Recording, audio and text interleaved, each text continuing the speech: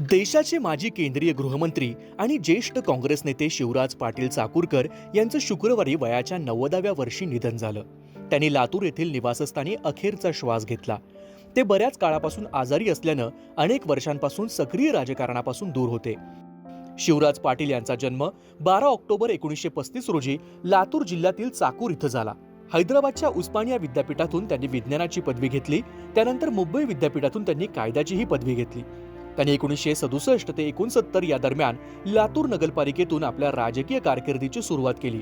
त्यांनी 1967 ते 69 दरम्यान लातूर नगरपालिकेतून आपल्या राजकीय कारकिर्दीला सुरुवात केली. ते पहिल्यांदा 1980 मध्ये लातूर लोकसभा मतदारसंघातून खासदार म्हणून निवडून आले. त्यानंतर त्यांनी 1999 पर्यंत लातूर लोकसभा मतदारसंघाचं सलग 7 वेळा प्रतिनिधित्व केलं. ते काँग्रेस पक्षाच्या प्रभावशाली संसदीय नेत्यांपैकी एक बनले. 1991 ते 96 दरम्यान त्यांनी 10व्या लोकसभेचे अध्यक्ष म्हणून देखील काम पाहिलं. त्यांच्या कार्यकाळात संसदीय कामकाजाचं आधुनिकीकरण, संगणकीकरण, थेट प्रक्षेपण आणि नवीन ग्रंथालय इमारत यासह अनेक महत्त्वाचे उपक्रम हाती घेण्यात आले. 2004च्या लोकसभा निवडणुकीत पराभूत होऊनही त्यांना केंद्रीय गृहमंत्रालयाची जबाबदारी देण्यात आली. मात्र त्यांच्या कार्यकाळात 26/11 मुंबई दहशतवादी हल्ला झाला आणि त्यांनी 30 नोव्हेंबर 2008 रोजी सुरक्षेतील त्रुटींची नैतिक जबाबदारी स्वीकारून राजीनामा दिला.